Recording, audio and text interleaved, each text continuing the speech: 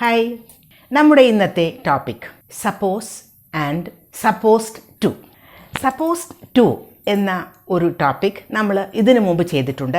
അതിൻ്റെ ഒരു ലിങ്ക് ഡിസ്ക്രിപ്ഷനിൽ കൊടുക്കുന്നുണ്ട്. അതുകൂടി നിങ്ങൾ കാണുകയാണെങ്കിൽ തീർച്ചയായും അത് ഒരുപാട് യൂസ്ഫുൾ ആയിരിക്കും. ഇന്നത്തെ നമ്മുടെ topic suppose and supposed to. ഇത് രണ്ടും തമ്മിലുള്ള ഡിഫറൻസ് ആണ്. നമുക്ക് ലെസണിലേക്ക് കടക്കാം. സപ്പോസ് എന്നത് ഒരു വെർബ് ആണ്. അതിൻ്റെ മീനിങ് അസ്യൂം അനുമാനിക്കുക, തിങ്ക് ചിന്തിക്കുക, ഇമാജിൻ സങ്കൽപ്പിക്കുക, എക്സ്പെക്റ്റ് പ്രതീക്ഷിക്കുക, ബിലീവ് വിശ്വസിക്കുക എന്നൊക്കെയാണ്. ഇത്തരം മീനിങ്സിലൊക്കെ സപ്പോസ് ഉപയോഗിക്കാം. ഒരു example, I suppose the train was delayed. എനിക്ക് തോന്നുന്നത് ട്രെയിൻ ഡിലേ ആയിട്ടുണ്ട് എന്നാണ്. പലപ്പോഴും ട്രെയിനിൽ വരേണ്ട ആളെ കാണുന്നില്ല. അപ്പോൾ നമുക്ക് പറയാം, oh I suppose the train was delayed. അവിടെ സപ്പോസ് എന്ന് പറയുമ്പോൾ നമ്മുടെ ഒരു അനുമാനമാണ്, നമ്മളത് ചിന്തിക്കുന്നതാണ്. ഓക്കെ, എനിക്ക് തോന്നുന്നത് എന്നൊക്കെയാണ് അവിടെ മീനിങ്.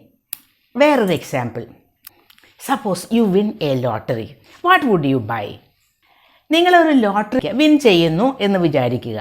അപ്പോൾ എന്ത് ചെയ്യും, എന്ത് വാങ്ങും നിങ്ങൾ? അതുകൊണ്ട് അവിടെയും സപ്പോസ്, അത് നിങ്ങളൊന്ന് സങ്കല്പിക്കൂ എന്നാണ് അവിടെ meaning. Suppose you win a lottery, what would you buy? വേറൊരു example, I suppose he's tired.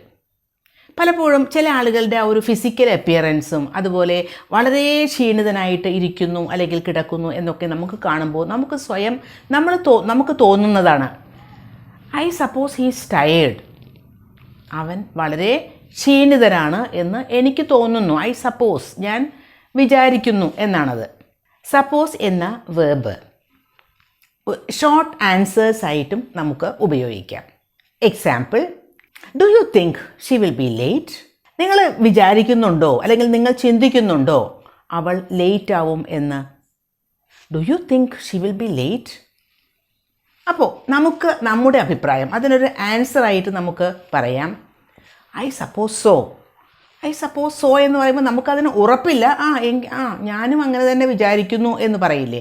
ഉറപ്പായിട്ടല്ല, കുറച്ച് ഒരു ഉറപ്പുണ്ട്. അങ്ങനെയുള്ളപ്പോൾ നമുക്ക് പറയാം ഐ സപ്പോസ് സോ.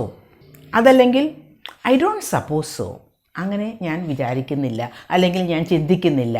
അപ്പോൾ അങ്ങനെയുള്ള കോണ്ടെക്സ്റ്റിൽ നമുക്ക് സപ്പോസ് ഉപയോഗിക്കാം. ഇനി നെക്സ്റ്റ്, സപ്പോസ്ഡ് ടു.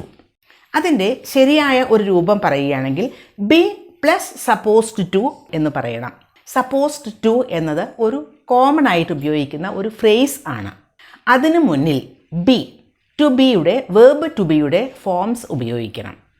ആം ഉപയോഗിക്കാം, ഈസ് ഉപയോഗിക്കാം, ആർ ഉപയോഗിക്കാം, വാസ് ഉപയോഗിക്കാം, വേർ ഉപയോഗിക്കാം. അത് സബ്ജക്റ്റ് അനുസരിച്ച്.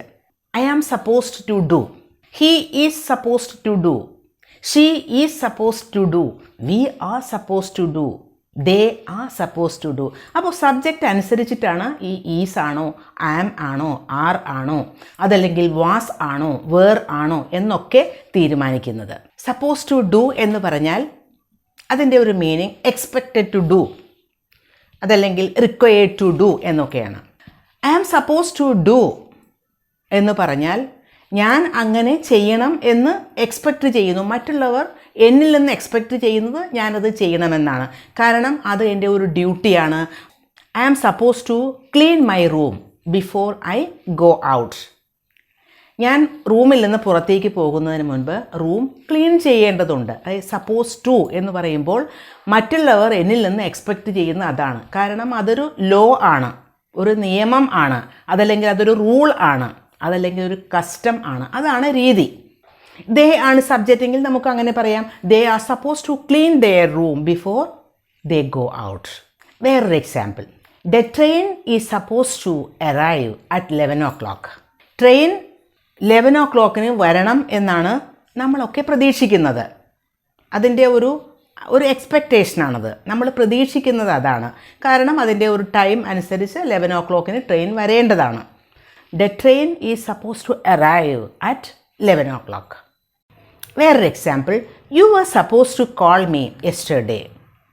നിങ്ങൾ എന്നെ ഇന്നലെ വിളിക്കേണ്ടതായിരുന്നു.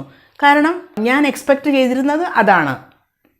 വിളിക്കേണ്ടത് നിങ്ങളുടെ ഒരു ഡ്യൂട്ടി ആയിരുന്നു എന്ന രീതിയിലാണ് അവിടെ.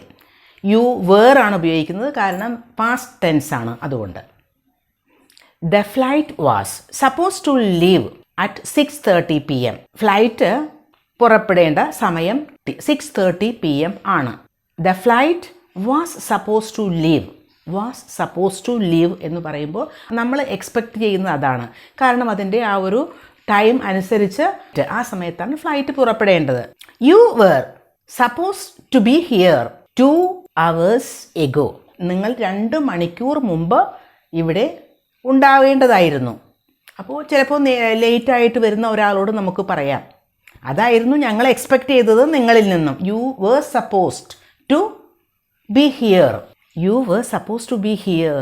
2 hours ago.